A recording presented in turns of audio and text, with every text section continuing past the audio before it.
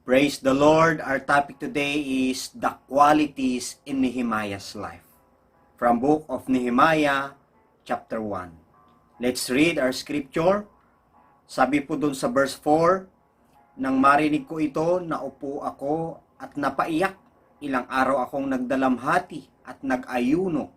Nanalangin ako ng ganito sa Diyos ng kalangitan. Verse 5, O Yahweh, Diyos ng kalangitan, kayo ay dakila at nanginginig kami sa takot sa inyong presensya.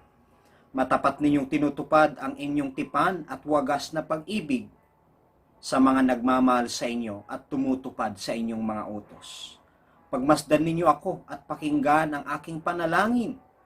Nanalangin ako sa inyo araw at gabi para sa bayang Israel na inyong lingkod.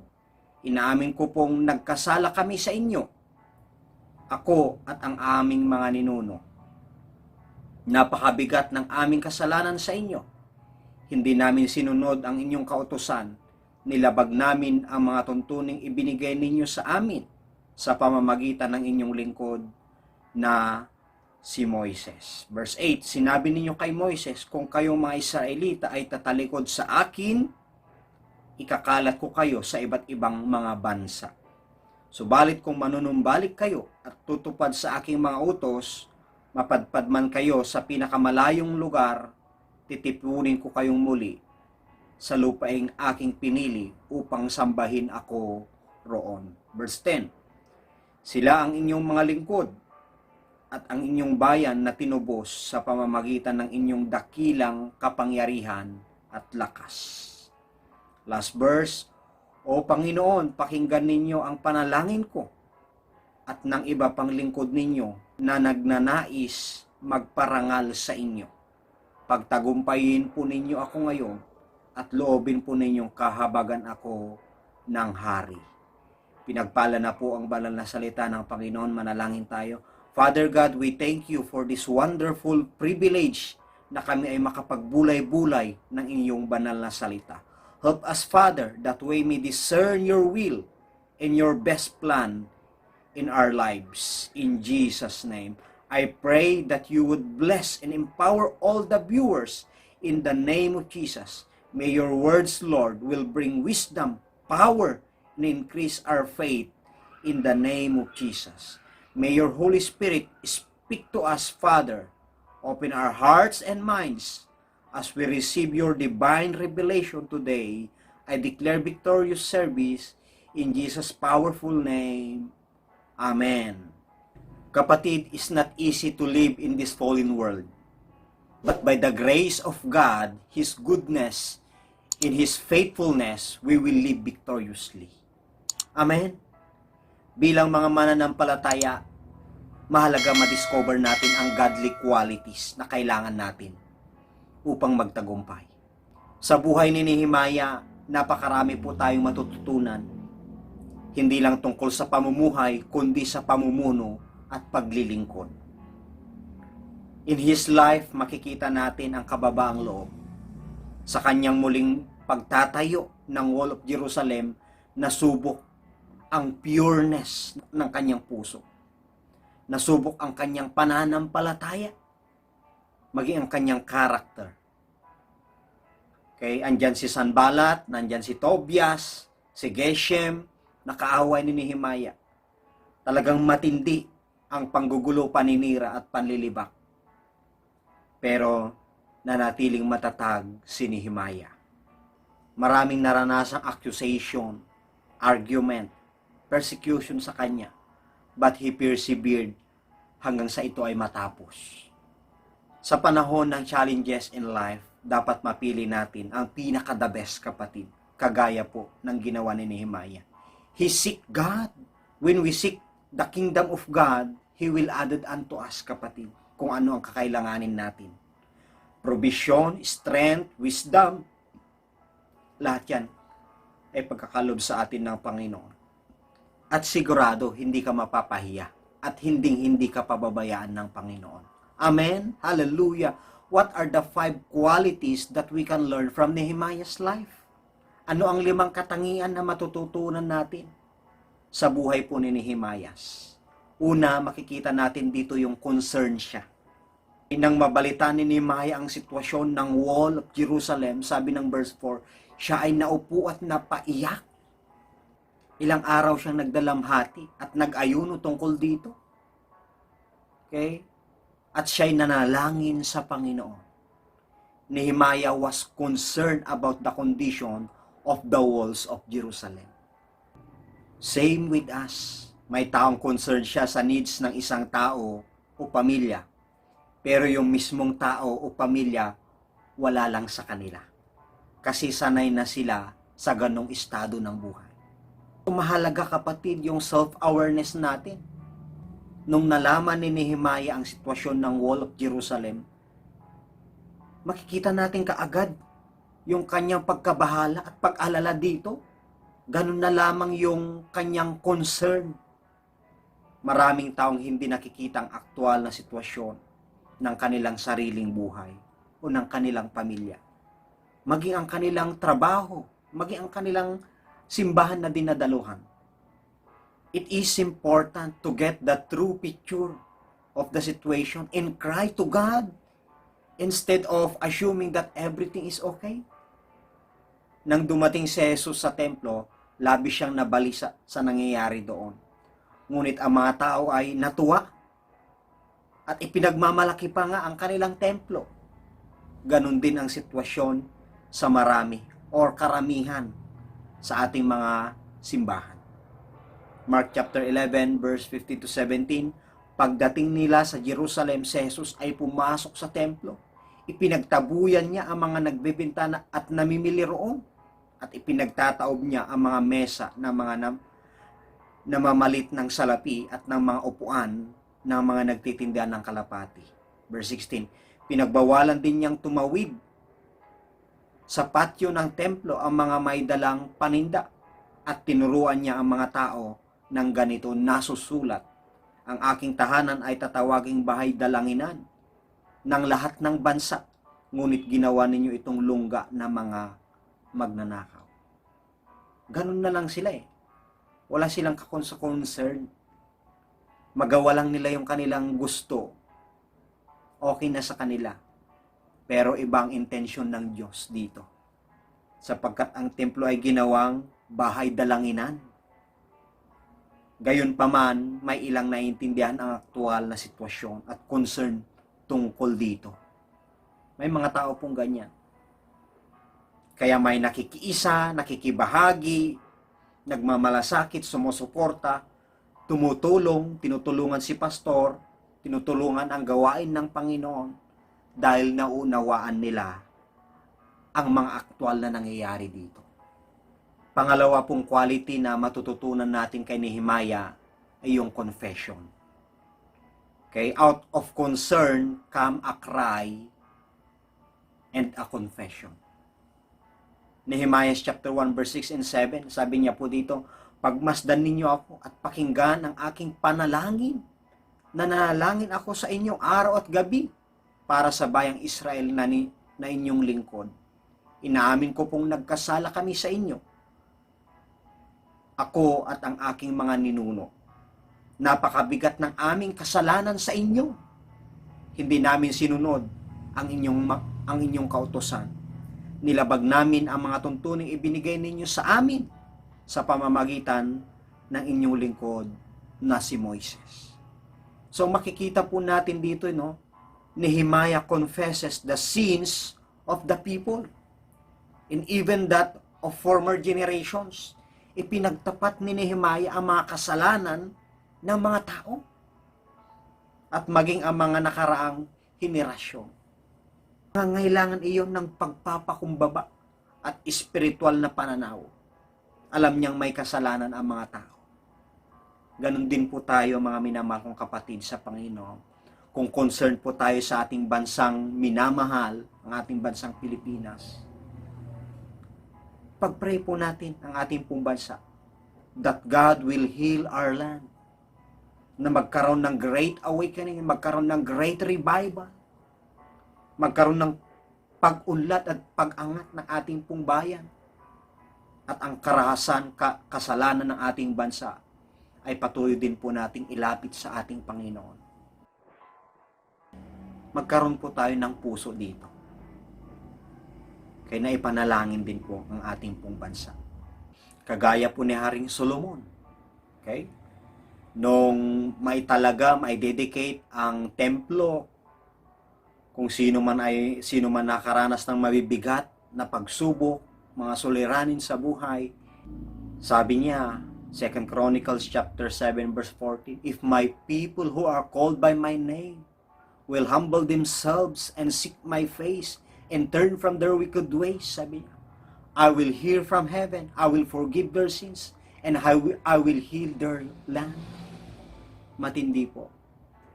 Kay dito makikita po natin kay Nehemiah, sa halip na sisihin ang iba sa kanilang mga kasalanan, ipinagtapat niya ito. Nagawa na ba natin ito, mga minamahal kong kapatid sa Panginoon? Kung ang mga bata ay gumawa ng isang bagay na masama, ang mga magulang kung minsan ay nagtatapat sa iba para doon. Okay?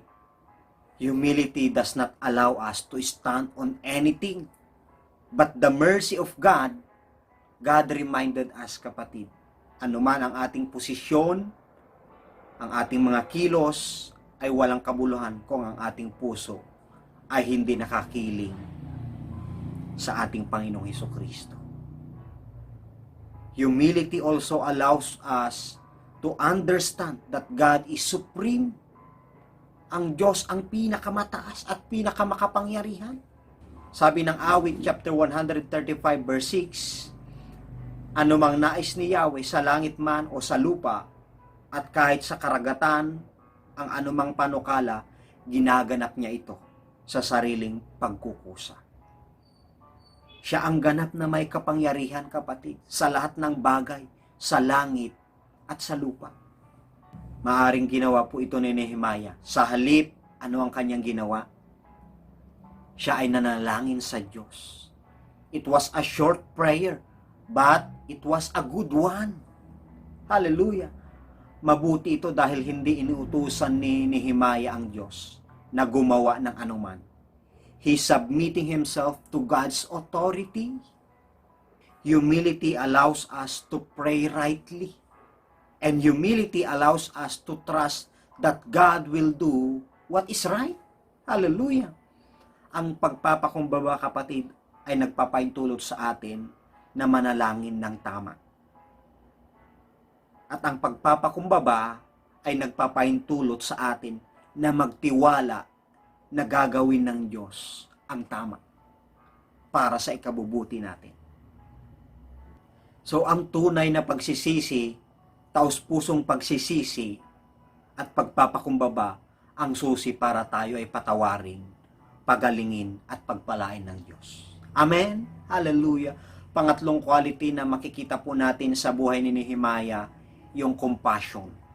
Si Nehemiah ay may compassion dahil siya ay hindi makasarili.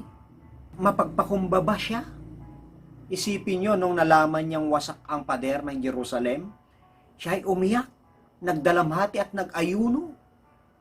Sabi ng verse 2-4, nang dumating ang kapatid kong si Hanani, kasama ang isang pangkat ng mga lalaki mula sa Juda, kinamusta ko sila tungkol sa Jerusalem at sa mga Hudyong nagbalik sa Juda mula sa pagkabihag ng Babylonia. Verse 3, sumagot sila, kawawa naman sila roon, hinahamak at nilalait ng mga dayuhang nakatira malapit doon. Sinabi nila na wasak pa ang mga pader ng Jerusalem at ang mga pintuan ng lungsod ay hindi pa nagagawa mula ng sunugin iyon. Nang marinig ko ito, naupo ako at napaiyak. Ilang araw akong nagdalamhati at nag-ayuno. Makikita po natin yung compassion ni Nehemiah, yung alab ng kanyang puso na itayong muli ang Wall of Jerusalem. Hindi ito biro sa kanya at hindi rin madaling gawin. But his heart is full of love. Ang kapakanan ng marami ang iniisip po ni Nehemiah kaysa sa kanyang sarili. Kay same with us, mga kapatid, huwag tayong magsawa sa paggawa ng mabuti. sapagkat pagdating ng taktang panahon, tayo ay aani kung hindi tayo magsasawa. Tama po, Galatians chapter 6 verse 9. Okay? Sa paggawa natin ng kabutihan, ito'y bunga ng ating pagmamahal at pananampalataya. Pagmamahal at pananampalataya ang nag-uudyok sa atin para tumulong. Tama po ba? Si Jesus, ginawa niya ang kalooban ng Ama nang nagsugo sa Kanya. He served with great compassion. Okay? Nagturo siya, nagpakain siya, nagpalaya siya, at nagpagaling. Kaya namatay si Jesus para ikaw at ako ay tubusin sa ating mga kasalanan. Tama po ba? If you love God, show your love to others. Isa yan, kapatid, sa pagpapakita mo na mahal mo ang Panginoon. Sa buhay natin, may purpose ang Panginoon. Hindi ka lang nabubuhay para sa iyong sarili, kapatid. Live to please God, to serve God, to obey God. Hallelujah. Ninais ng Diyos na iligtas ka upang paglingkuran siya, kapatid. Be a blessing. Be a vessel of God's glory. Hallelujah. Amen po. Pang-apat po na quality ni Nehemiah is commitment. Nehemiah was committed. Whether it was at his job or with the things of God. Commitment was in his blood. Nasa kanyang dugo. Whether he did, he was committed to it. You can count on him, kapatid, si Nehemiah. Okay? Bihira na po tayo makakita ngayon ng ganitong tao. Are we committed to everything we do? Or are we careless? Be committed, kapatid, kung saan ka tinawag at inilagay ng Diyos, sa ministry man yan, sa trabaho, o anuman. Huwag po tayo magpabaya. Si Nehemiah, nakatuon ang kanyang pansin sa kanyang ginagawa hanggang ito ay matapos. Nandun yung focus niya. Aware man po tayo o hindi, tinitignan po ni Lord ang ating katapatan. Ano man ang kanyang ipinagkatiwala sa atin. Kung hindi ka committed kay Lord, kanino ka committed, kapatid? Kung hindi ka magpapagamit ng buhay kay Lord, kanino ka pa magpapagamit? Sa dyablo? Kapatid, ang totoong committed ay may conviction. If you are truly Christian, aware ka sa agos at takbo ng mundo. At hindi ka nagpapatangay. Pastor, love na love ko po siya . Pakiramdam ko siya na po yung dream partner ko in life. Ang tanong, born again ba siya? Christian ba siya? Sabi ng Bible, huwag tayo makipamato sa hindi mo kapanampalataya. Kung committed tayo sa ating job, dapat mas committed tayo sa ating Diyos.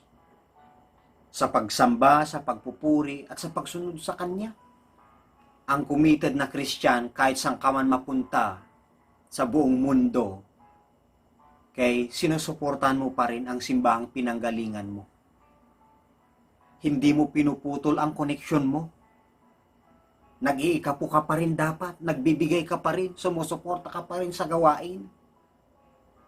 Ang committed na Christian, mainit man yan, malamig, umuulan, bumabagyo, may problema, malungkot, may saya, may pagpapala, dapat sumasamba pa rin, nagpupuri pa rin, naglilingkod pa rin kay Lord. Amen po. Victorious Christian is a committed Christian. Successful Christian is a committed Christian. Therefore, victorious and successful Christian is a faithful and committed Christian. Amen? Panglimang quality po sa buhay ni Nehemiah is courage. A lot of Nehemiah's problems, accusations, arguments, and persecutions. Pero matapang at malakas pa rin ang loob na hinarap ang lahat. Same with us po, whether you are a believer or not, we are not exempted sa mga trial and testings. Kung ikaw man ay nag-fail, nagkamali o nadapa, kapatid, bumangon ka. Tumayo ka. Dapat maging motivation mo yan to start anew. Amen po? Hallelujah. Mahalaga para magtagumpay ka, be courageous. Tandaan natin, ang matatakotin, walang mararating. Walang patutunguhan. Like the 10 spies, rather than the 2 na mayroon pong pananampalataya. Malakas ang loob. Yun po ay si Joshua at si Caleb. Kapatid, you are in danger if you live in fear, worry, and anxiety. Mapaparalyze ka dyan. Okay, si Nehemiah ay matapang at malakas ang loob. Alam niya ang kanyang ginagawa. Okay, kapag ikaw ay nabubuhay ng takot at pangamba, alam niyo po hindi ka po makapag-isip ng tama. Walang pakialam si Nehemiah kung ano ang iisipin at gagawin ng iba. Nakafocus lang siya sa kanyang ginagawa. Okay? Hindi siya nagpatinag, hindi siya nagpasindak kung ano ang ginagawa sa kanya na hindi maganda. Ginagawa niya lang ang kanyang layunin ng may pananampalataya at pagtitiwala sa Diyos. Hallelujah. Kapatid, whatever you want, let your faith moves you. Bilang pangwawakas po natin, maari ang ibang qualities ni Nehemiah na natutunan natin ngayon ay ginagawa mo na. But God is challenging us to do more. Mas pagbutihin pa po natin. Amen po? Tularan natin ang mga katangian ng pamumuno ni Nehemiah. Character with leadership qualities is better than leadership without character. Kapatid, whatever you do, do it for the glory of God. Amen? Purihin ang Panginoon sa kanyang mga salita. Tayo po ay mananalangin. Father God, thank you for your words today and in the life of Nehemiah. Panginoon, dalangin ko na tulungan mo kaming lumago at mag-mature. Patuloy mo kaming hubugin, Lord, ayon sa naisin at kalooban po ninyo upang maging isang kapakipakinabang sa iyong kaharian at para sa iba. Strengthen our faith, Lord, and empower us upang mas makapaglingkod pa kami sa pamamagitan ng pamumuno ng may kahusayan at madagdagan ng aming impluensya sa iba. Teach us to be the salt and light to others. Hindi para makilala, matanyag, at makinabang ang sarili, kundi upang madagdagan ng halaga ng ibang tao, Panginoon.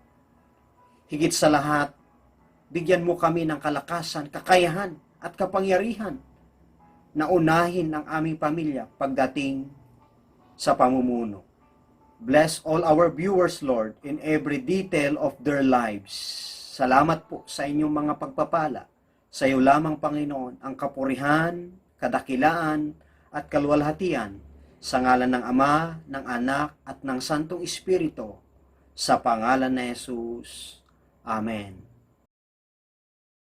Kapatid, mahal ka ng Diyos. Gusto ka niyang i-bless at gusto niya maligtas ka. Romans 10:9, kung ipapahayag ng iyong labi na si Jesus ay Panginoon at buong puso kang sasampalataya na siya'y muling binuhay ng Diyos, maliligtas ka. Right now, I encourage you, kapatid, kung hindi mo pa tinanggap si Lord as Lord of your life, I want you to pray this way. Please repeat after me. Panginoong Jesus, inaamin kong ako'y makasalanan at kailangan ko po ang inyong pagpapatawad. Naniniwala ako na si Kristo'y namatay para sa akin bilang kabayaran sa aking kasalanan. Panginoong Jesus, isinusuko ko po sa inyo ang aking buhay at tinatanggap kita bilang Panginoon at sariling tagapagligtas. Pagharian mo po ako, ang aking puso, ang aking isip, maging ang aking mga gawa at salita. Nakahanda po ako sa tulong ninyo na sumunod kay Kristo bilang Panginoon ng aking buhay. Salamat po sa regalong kaligtasan ko Sa pangalan ng aming Panginoong Jesus. Amen. John chapter 1 verse 12, ang lahat ng tumanggap at sumampalataya sa Kanya ay binigyan niya ng karapatang maging anak ng Diyos. At ang mga anak ng Diyos ay mananagumpay. Isa ka na dyan, kapatid. Amen. Hallelujah.